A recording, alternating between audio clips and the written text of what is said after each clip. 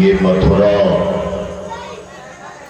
एक नवजात दुल्हन की तरह सजी हो। अरे सरकार इससे भी ज्यादा सजी थी। अब क्या करें, बरसात आ गई, सारा चौपट कर दिया। इसका श्रेय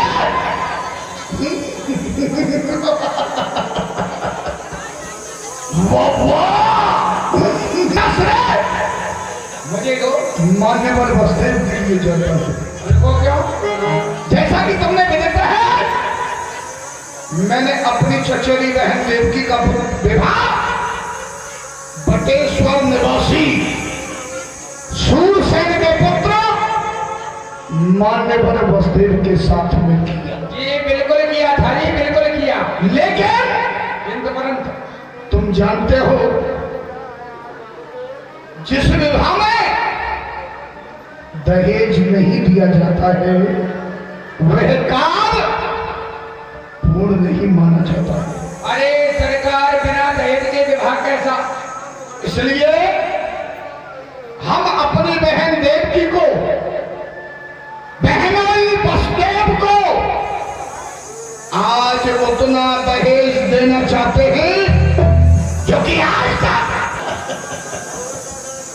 ना तो किसी ने दिया होगा और ना कोई भविष्य में दे पाएगा। दहेज अंकित करो दीवान। दहेज लिखा जाए? बिल्कुल लिखा जाए। अभी लिखूंगा, जब तो मिटेगा भी नहीं। ये तेरी व्यवस्थाएं हैं। चतुर्शतम यानी कि 400 घोड़े। 400 घोड़े, जिसमें 200 घोड़े बिना पूछ वाले कुछ करते। घोड़े दीवान,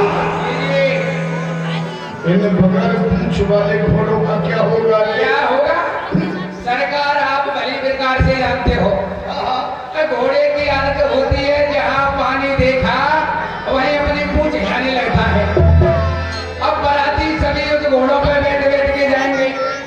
रास्ते में यमुना नदी पड़ती है, यमुना को देख के और यमुना के पानी में अपनी पूंछ को भिगा के और किसी बाराती के मुंह पर मार दिया तो समझ लो एक बाजार बंद।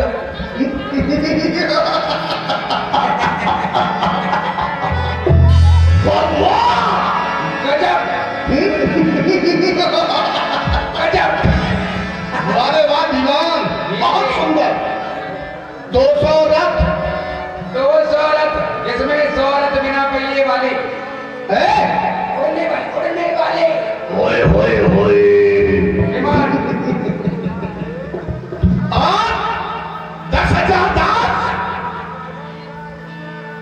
बहनोई वसुदेव की सेवा के वास्ते। अच्छा, 10,000 दासियां बहन देवकी की सेवा के वास्ते। यानी 10,000 दास और 10,000 दासी। दासियां हमारी तरफ से 10,000 घास और 10,000 घासी।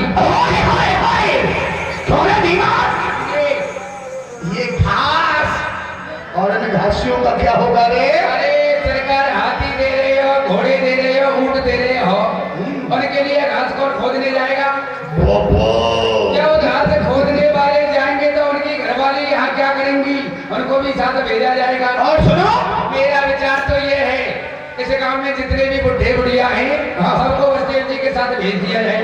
इसलिए घास खोदने अब करेंगे क्या यहाँ? आप एक खजाना सोने का, एक खजाना चांदी का, एक खजाना हीरा पन्ना जवाहरातों का मान्यवर वसुदेव को दिया जाए। एक खजाना सोने का, एक खजाना चांदी का, एक खजाना हीरा पन्ना जवाहरात का और एक खजाना लोहे का। इस लोहे का क्या होगा रे? अरे सरकार, आप सब कुछ दे रहे हो। अरे तलवार बनेंगी, भाले बनेंगे, पर्चियां बनेंगी, कटार बनेंगी और बंदूक की नाल बनेंगी। किसमें से बनेंगी? सोने में से। और अपनी ओर से कुछ देना चाहते हो? मेरी दे सकते हो। मेरी तरफ से वसुदेव जी के लिए 500 गधे। गधों की कमी है क्या? अरे क्या करेगा गधों का? इतना माल दे रहे हो, क्या मेरे सर पे लग के जाएगा? सत्य वचन, इन प्यारे प्यारे के धोई ना मेरी एक बात इस समय समझ में नहीं आ रही। बताइए। कि थोड़ी देर पहले जी। वसुदेव जी का सेवक मेरे समीप आया अरे सरकार और आकर के बिना कुछ कहे यहाँ से वापस चला गया। आपसे घबराता है। आखिर क्या चाहता है? जरा पूछिए वसुदेव जी। देव जी कैसे परेशान हो? परेशान नहीं है। रात में मच्छर काटे हैं। मच्छर तो नहीं काटे परंतु परेशान भी नहीं है। मेरे क्यों उदास हो? क्या बात है? उदास हम इसलिए हैं हाँ। क्योंकि अब हम अपने राज्य के लिए जाना चाहते हैं। बताइए आप क्या खाना चाहते हैं? लड्डू खाओगे, पेड़ा खाओगे, बर्फी खाओगे, रसगुल्ला खाओगे, रसमलाई खाओगे, वो खाओगे चुप चुप?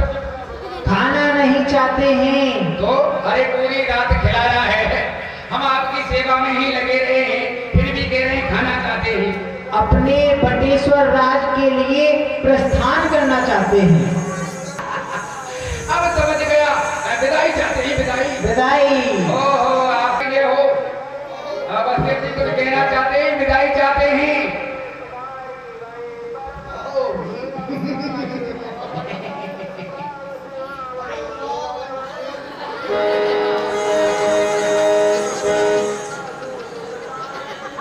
आइए कहो वसुदेव क्या कहना चाहते हो? राजन, कहना हम ये चाहते हैं कि अब हमको बहुत समय हो चुका है। ये आपने कहने से पहले अपने हृदय में विचार नहीं किया?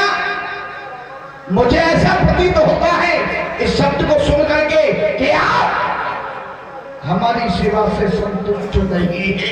नहीं राजन, क्योंकि अभी आए, अभी ठहरे, अरे अभी तो दामन संभाला है तुम्हारी जाओ जाओ ने तो हमारा दम ही निकाला है। और फिर अभी आपने देखा क्या है? आज आपको इस मथुरा में आए हुए द्वितीय दिवस है। अभी आपको मेरे जो 4 प्रमुख योद्धा हैं, साल 2 साल मुश्तिक और चारदूर, उनकी कुश्ती दिखाऊंगा।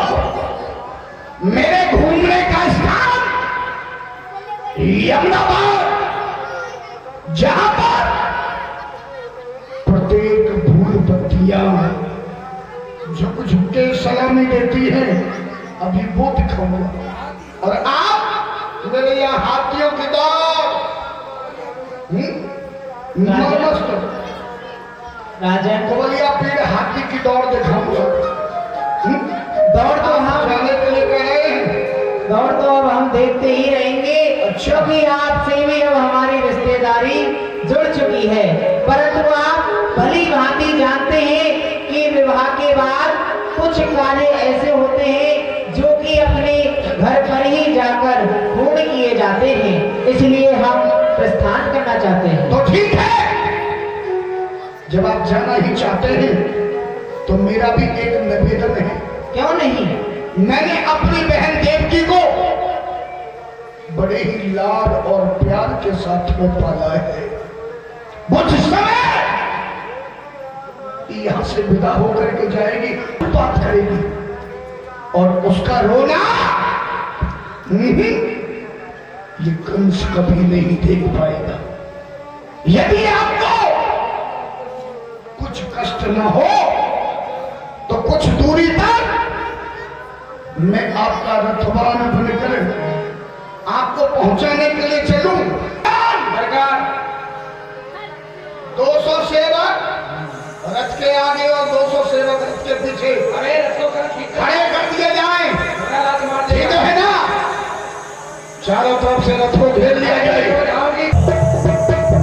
सावधानी के साथ बैठना, क्योंकि मेरा ये रथ ओए होए होए जब चलता है ना तो ये हवा की तरह आकाश में उड़ता है।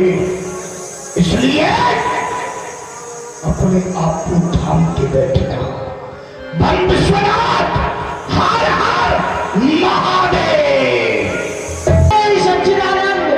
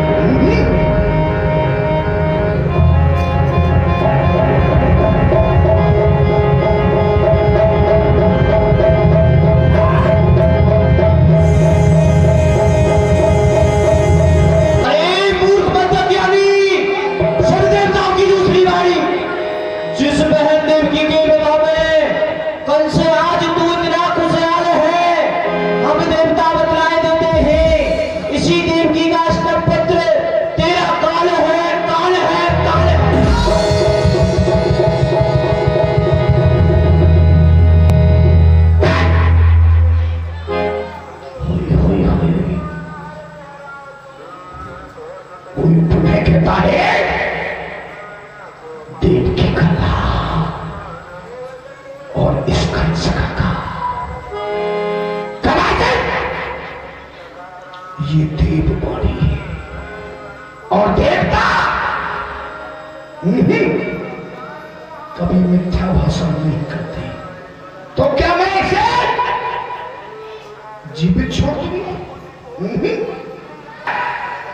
जब फाड़ूंगा है सुचड़ी ही को तो बढ़ेगी डाल फिरने से, ना होगी देव की तो होगा काल फिरने से। उतार हाथ तो भागनी मेरी काल को जन्म देने वाली विषैली काली नागिन रथ से नीचे उतर। सत्तु समान देव की जानी रथ दे उतर परो हमारी, केस कर देव की गहलीनी मारन की मनसा ये की। आप ये जो अत्याचार कर रहे हैं, पापाचार कर रहे हैं, ये हम अपनी आंखों से कदापि नहीं देख सकते।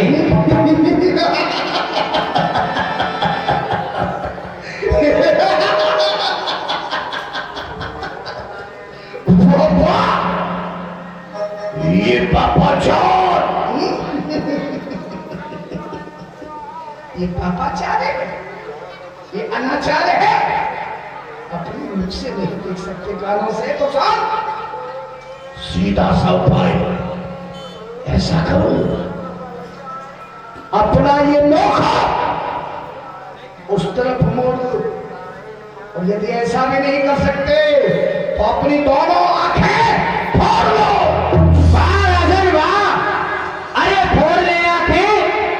वृथा आए इस संसार में, जन्म लेना था किसी कायर पुरुष परिवार में। ये सूर्य की संपत्ति कहकर किस तरह मुख मोड़ ले, सामने अन्याय हो और हम दोनों आगे फोड़ ले। वाह राजन वाह वाह। एक डोली जा रही थी सज के इस राजद्वारे से, लेकिन नहीं, अब दो दो अर्थियां उठाऊंगा अपने इसी कठिन दुधारे से। जब यही है तो तुम भी मरने को तैयार हो जाओ। यहां नारियां पुरुष पर सती होती हैं, तुम इस नार पर सत्ता हो जाओ, मरने के लिए तैयार हो जाओ।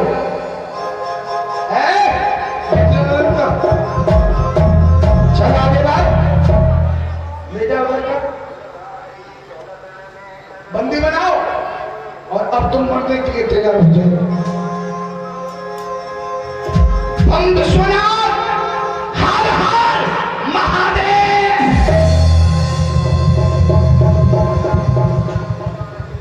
हे दुष्ट नीच कुलंगार कुलहती, ऐसा नीच कृत्य करते हुए तुझे लज्जा नहीं आती?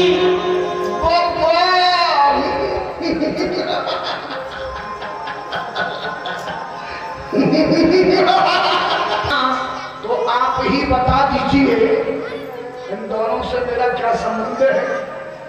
वाह कंस, तू नहीं जानता, आज तू काल के मत में इतना अम्लीन है कि तू अपने सगे संबंधियों को भूल रहा है। तो सुन, मैं तुझे बताता हूँ कि ये दोनों तेरे रिश्ते में कौन लगते हैं। इधर देख, ये तेरी बहन और ये तेरा बहन।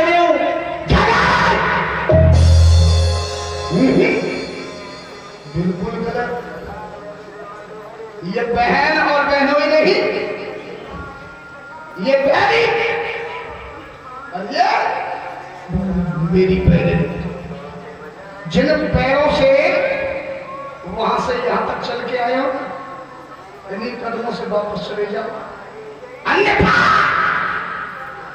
आज पिता के पद का मान न लगेगा और ये तलवार किसके ऊपर चल जाए ये मुझे ज्ञान न रहेगा। अरे फिर लोग क्यों रखी है तूने ये खड़क? तेरी तलवार को चलने दे। धर्म भी यही कहता है कि एक पुत्र के होते हुए पिता का सर जाए तो जाए, मगर एक पिता के होते हुए पुत्र पे आंच ना रह पाए। अरे कंस,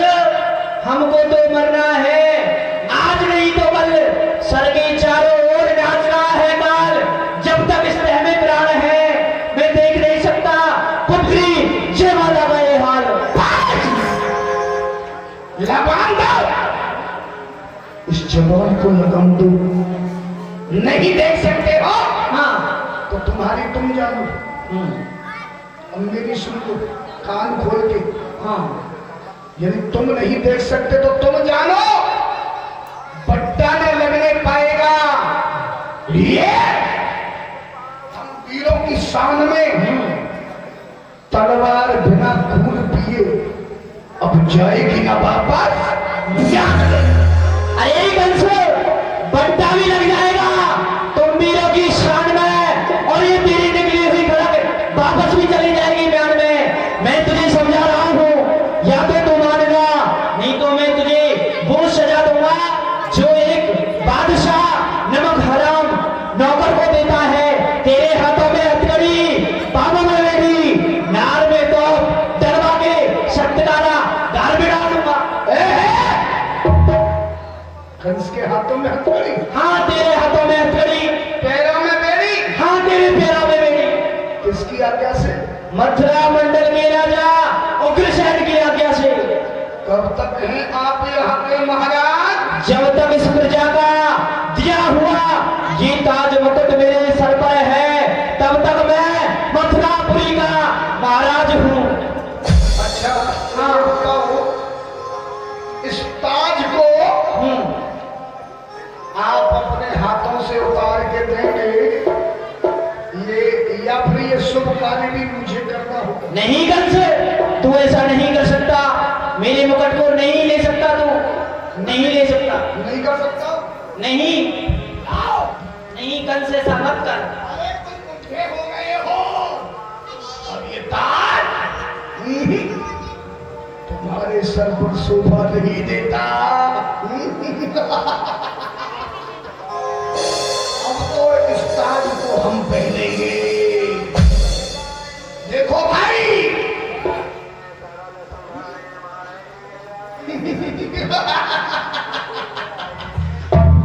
ये है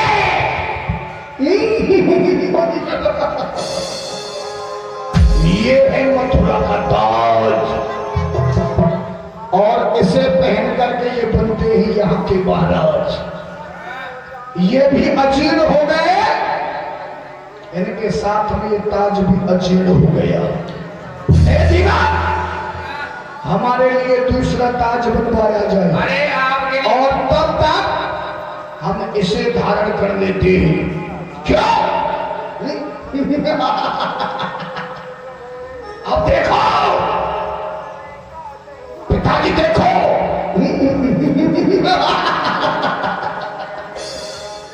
हम वेरी गुड, कितने अच्छे लग रहे हैं। अरे सरकार, वाह वाह वाह वाह। दीवान, हम मथुरे मथुरे से है पिताश्री। इधर आ जा। मथुरा में मेरी चलती है, मैं मथुरापति कहलाता हूं। तुम मुझको क्या बंद कराओगे? मैं तुमको बंद कराता हूं। बस खत्म हो गया आज से पिता इस पुत्र का नाता, अपमान इस कदर अब नहीं सहा जाता। जब आप भी आ गए हो इस घातक विचार में, तो आपको ही भेजता हूं सत्यकारा गार में। ए बजरंग, वो कहा गया बजरंग? अच्छा आगे बढ़ो, कहिए। डाल दो बुढ़े के हाथों में हथकड़ी, पैरों में बेड़ी, और ले जाओ कारागार। क्या? नहीं, मैं ऐसा कदापि नहीं कर सकता। जिनकी कृपा किताब से इतने से इतना हुआ, जिनका नमक है मेरे रग रग में भरा हुआ, उठाऊं महाराज पर दोनों हाथ तो हाथ मेरे टूट जाए, और दिखाऊं महाराज को दोनों आंखें तो आंखें मेरी इसी वक्त फूट जाए। लगाम दे, जवान को लगाम दे, देंगे तुझे बोलने का समय। तूने सुना भी नहीं, हमारी आज्ञा का पालन नहीं किया और इतने आगे तक पहुंच गया। जब पहुंच गया तो सुन, ये राज आज्ञा है। किस नशे में भूलता है और किस नशे में तर है तू, ख्याल कर अपनी हस्ती का। इस समय हमारा मालिक नहीं बल्कि नौकर है तू। बोल बोल, क्या तू? हाँ हाँ हाँ, मैंने नौकरी भी देख ली है। हाँ। और जो अपने काल के भेदी भूल छोड़ करके अपने पिता के हाथों में हथकड़ी डाल रहा है, हाँ, मुझे ऐसी नौकरी नहीं करनी है महाराज। मैं ऐसा कदापि नहीं कर सकता हूँ। और कुछ क्षण पहले मैंने आपकी आज्ञा का पालन भी किया। आपके कहने से देवकी और बलदेव के हाथों में हथकड़ी लगाई, परंतु ये आज्ञा मानने योग्य नहीं है महाराज। क्यों नहीं है? अब है बेटा, बोल, तुझे अपने मालिक के लिए ये भेंट स्वीकार है? बस मरने के लिए तैयार हो जाए, क्यों नहीं? क्योंकि तेरा विवेक शून्य हो चुका है, मेरी दृष्टि के सामने से दूर हो। बंद सुना, हर हाथ।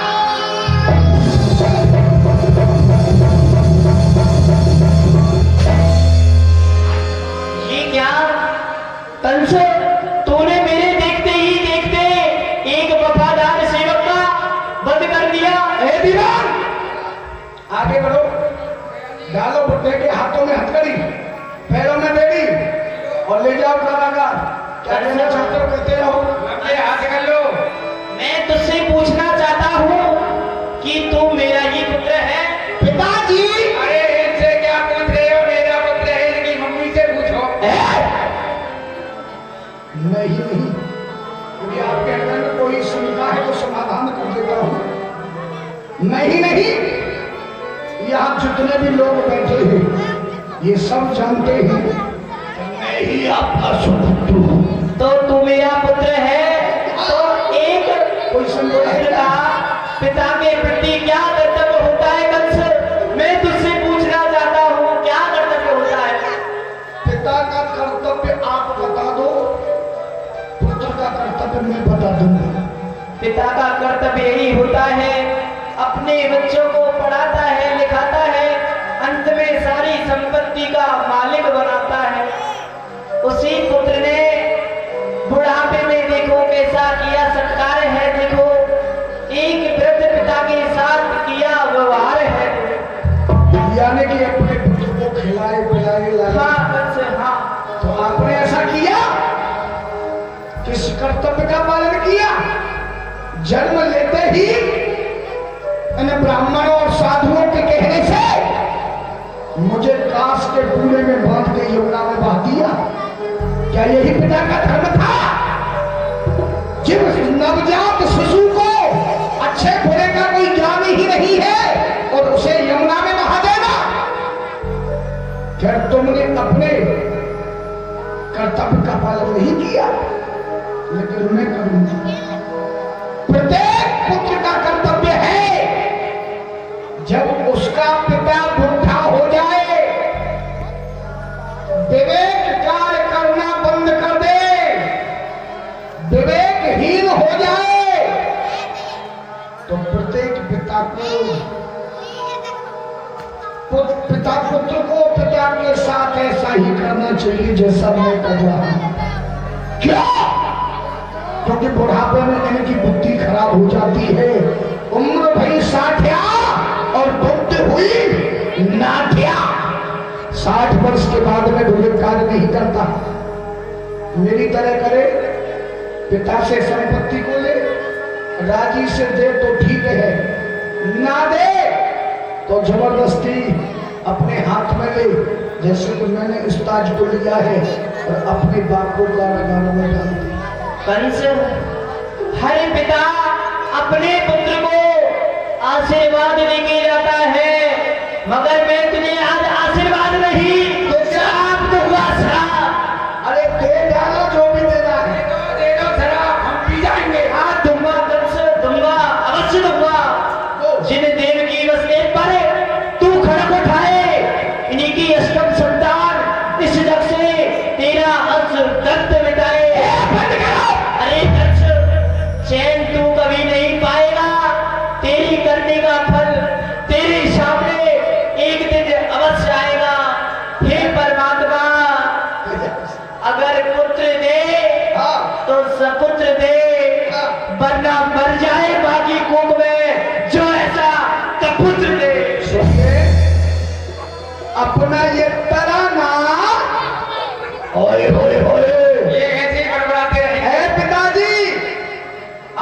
तरह ना वहाँ जेल के अंदर बैठ करके रो रो के उन कैदियों को सुनाना, यहाँ नहीं चलेगा कोई बहाना। और ध्यान रखना, जेल में बैठकर यदि तुमने जब तक किया पिता तो तोड़ दूंगा तेरे हौसले बुलंद, जो मुझे पड़ा पता। ले जाओ इस बुड्ढे को, डाल मच्छरों वाली कोठरी में बंद कर दूं। अरे डाल दो नीचे तेरे खाने की। चलो गहे बंदी साला, हाथ गहे बंदी साला,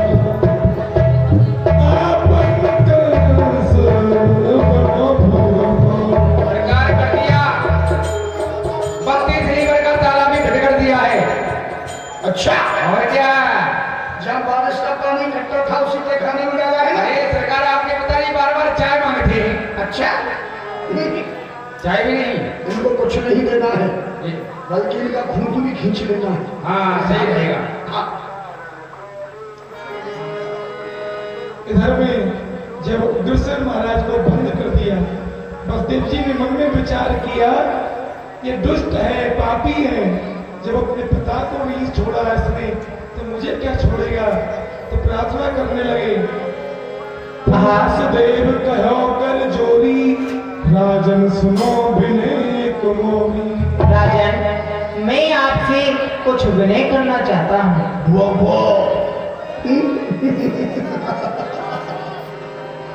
अभी थोड़ी देर पहले आप बड़े जोश में बात कर रहे थे और अब अचानक आप विनय पर उतर आए। खैर छोड़ो, कोई बात नहीं।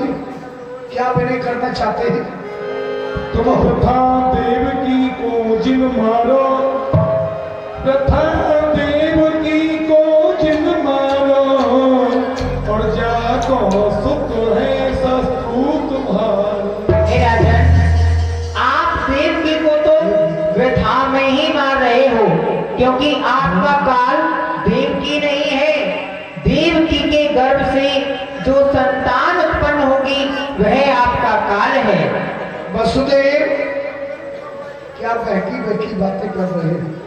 मैं व्यथा में मार रहा हूँ? हाँ राजन, ये तुम्हारी भूल है। मैं काल की कल्पना से भयभीत तो होकर के इस देवकी को मारा। और फिर सुनो सुनो वसुदेव, भई नभवाणी तुमहु सुनी, अचुना है छुपा। आकाशवाणी हुई, उस आकाशवाणी ने को अकेले इस कंस ने ही नहीं सुना, बल्कि तुमने भी सुना और यहाँ रहने वाले प्रत्येक मंत्री मंडल ने सुना। क्या कहा? देवकी का अष्टम लायक तेरा काल।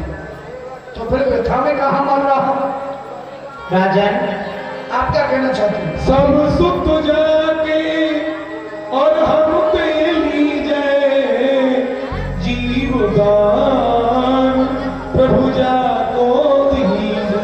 हे राजन, हम आपको वचन देते हैं कि जितने भी देवकी के उदर से संतान उत्पन्न होगी हम आपको लाकर के देंगे और आप देवकी को जीवन दान दीजिए। चलो, मैं आपके कहने से मान लेता हूं, लेकिन हमारे तुम्हारे साक्षी कौन होंगे? साक्षी क्यों नहीं? ये बाचा हम तुमको भागी चंद्र सूर्य साक्षी करना थे। ये दिन के राजा सूर्यदेव, रात्रि के राजा चंद्रदेव को साक्षी मान करके मैं आपको ये वचन देता हूँ कि देवकी के उदर से जितनी भी संतान उत्पन्न होगी मैं आपका को उड़ा करके दूंगा। ठीक है, विश्वास तो हो गया है, किंतु हमारी भी एक शर्त है। क्यों नहीं राजा? जहां लगा अब तक महाबत, वहां बेड़ियां डली होंगी। जहां रची अब तक मेहंदी, वहां हथकड़ी पड़ी होंगी। बोलो स्वीकार है? क्यों नहीं राजा? जब तक एक से लेके 8 संतानों का जन्म नहीं हो जाता, तब तक तुम्हें हमारा बंदी बनके हमारे कठिन कारागार में रहना होगा। बोलो स्वीकार है? क्यों नहीं राजन, जे धर्म पर बलिहार बात है कुछ क्या बड़ी। धर्म के खातिर पहनूंगा हाथों में हंस करके हथकड़ी। स्वीकार है। बंदी बनाओ, इधर आ जाओ। तभी डालो दोनों के हाथों में हथकड़ी। फूफा और जी। ले जाओ कारागार। ए फूफा जी, आगे आओ। कहिए। कहिए, पहले ही मने कर रहा था मत करो शादी, अब हो गई ना बर्बादी। अब तक तो थे आप मेहमान खाने में, अब पहुंचोगे जेल खाने में। चलो तुम्हें ढेंचे की दाल खिलाऊंगा। इधर आ जाओ।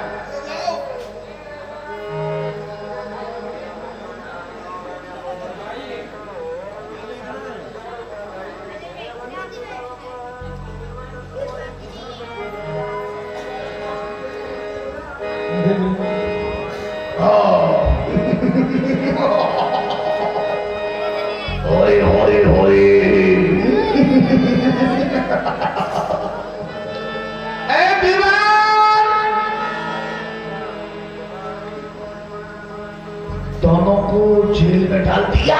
जेल में डाल दिया सरकार। बुआ जी बहुत रो रही है। ताला लगाया। ताला लगा दिया। हम देखना चाहते हैं। ए, माशा खोलो। चलो।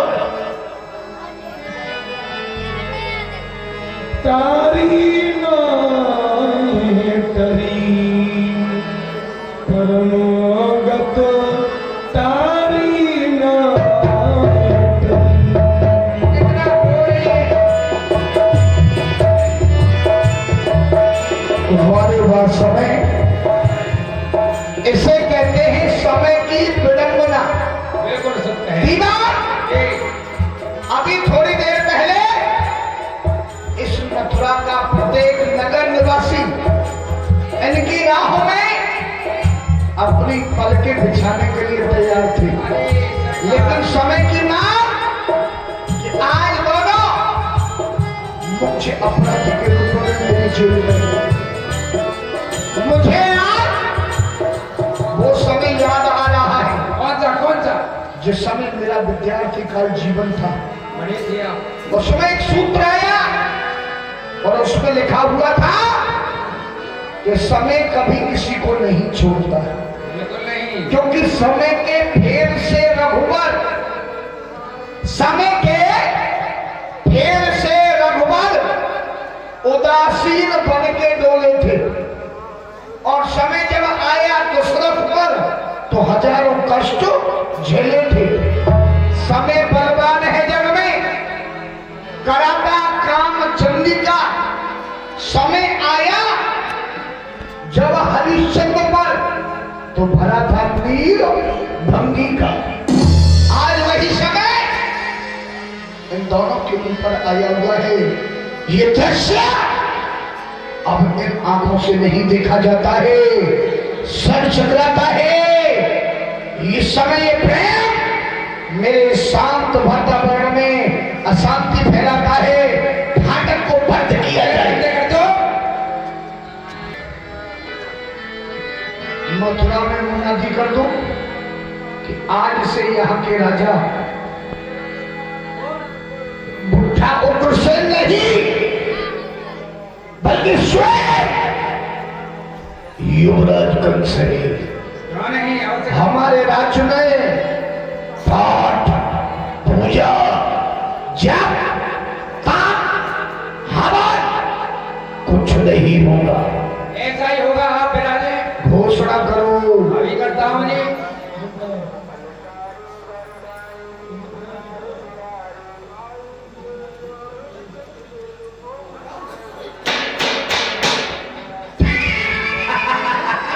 अरे सुनिए जनाबे आला, और क्या कह रहा ये मुरादी वाला। मुरादी सुनना गौर से, फिर पीछे बातें करना किसी और से। आज तारीख 327, सन सो गया और संवत खो गया।